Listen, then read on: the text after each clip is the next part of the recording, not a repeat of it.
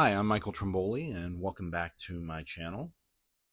In today's video, I'm actually going to do something a little different than in the previous monthly recap videos that I've posted to my channel.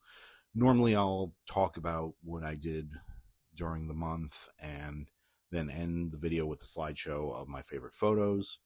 I'll still show you the slideshow of my favorite photos at the end of this video. But in this video, I want to explain why I like a few of the photos that I took in the month, and I'll select 5 of them and go into a little more detail about them and just explain my process and what motivated me to capture the photo. Among the highlights of the month of November for me, I went to the New York City Marathon for the first time to cheer on a few friends who were running in the race, and I took a truckload of images during the race from where we were stationed in Brooklyn, and it was almost overwhelming to try and edit those images, but I did manage to get a few that I felt were keepers.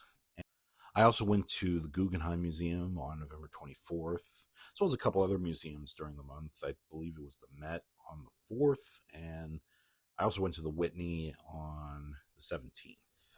Not that the dates really matter. And the other highlight of the month was going to see Doja Cat in concert at Newark's Prudential Center on November 30th. And obviously I didn't bring my mirrorless camera with me, but I did take quite a few photos with my phone. And from where we were sitting, I was able to get some pretty decent images of the stage. So the first image I want to talk about is this photograph of a man sitting outside his shop on the Lower East Side of Manhattan.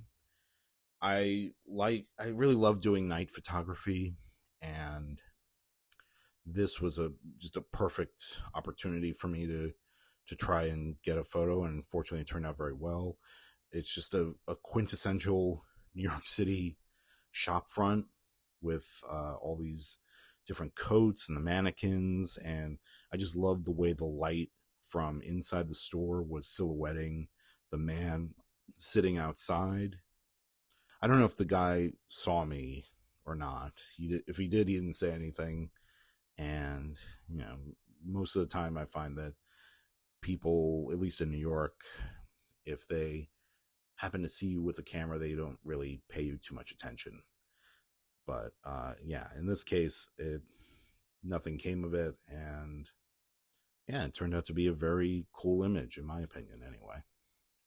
Next, we have this image that I took at the New York City Marathon on November 5th, and I wanted to experiment a bit with long exposures during the marathon, just because you have so many people moving and running past you, that I felt it was a great way to depict the motion of the event and the kind of fleeting nature of the fact that you're seeing all these people go by you, and then you kind of forget about them once they passed you.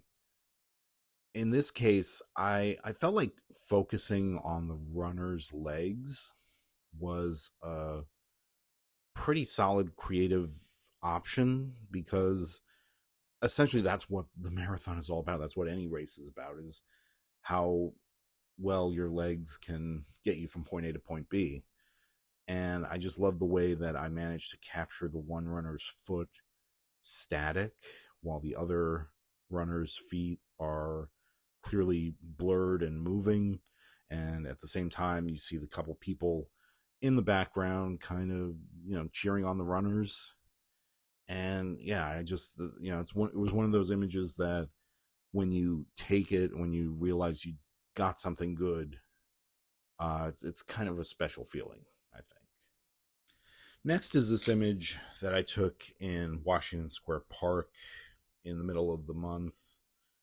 And as you can see, it's just one woman sitting in the fountain by herself. There's nobody else in the fountain. And the sort of loneliness or isolation of the photo is what speaks to me. It's a theme that I've kind of been pursuing for some time now, probably without even realizing it in my photography.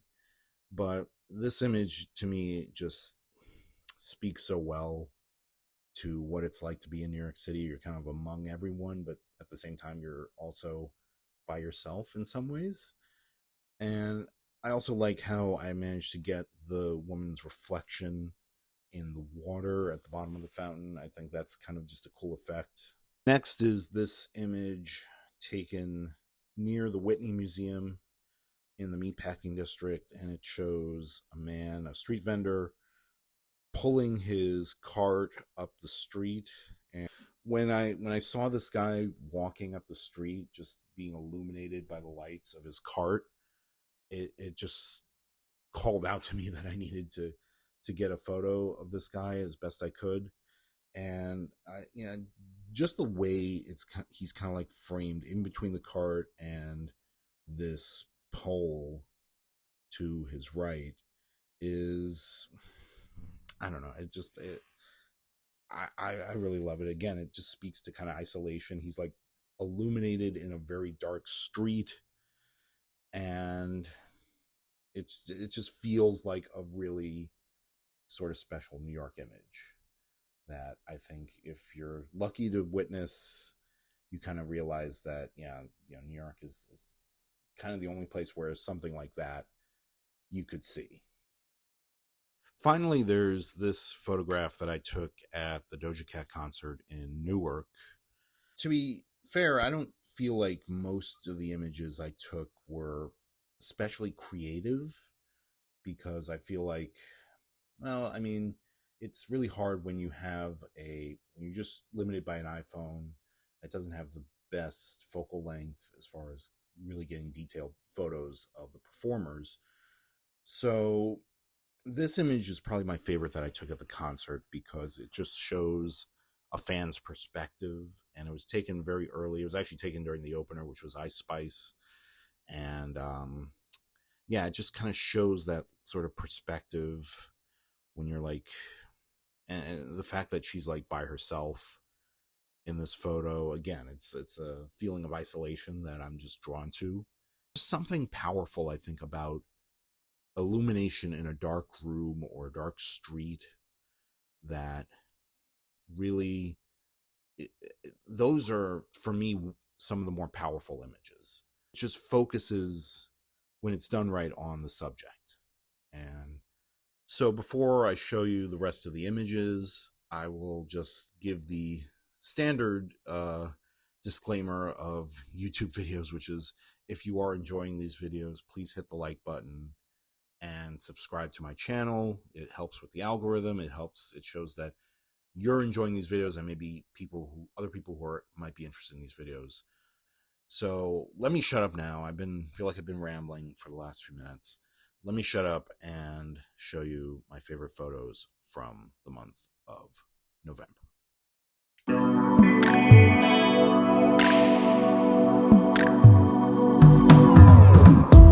You know the type, you know the guy. As soon as you're close to erase all the lies, get him out your mind. That's when he finds you. Don't take it as a sign. You know he's lying, saying that he wants to be mine. Like we could be fine. Yeah, somehow he finds you.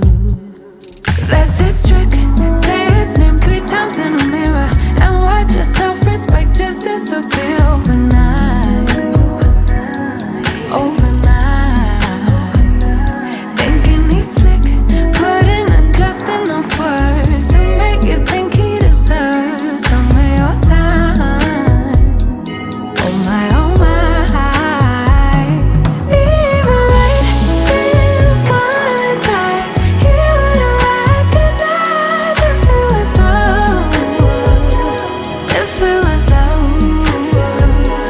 Even right in front of his eyes, he wouldn't recognize if it was love.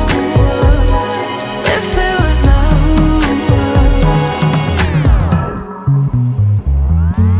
You know the type, you know the guy, the one who wants everything but can't decide. It's hello, then goodbye.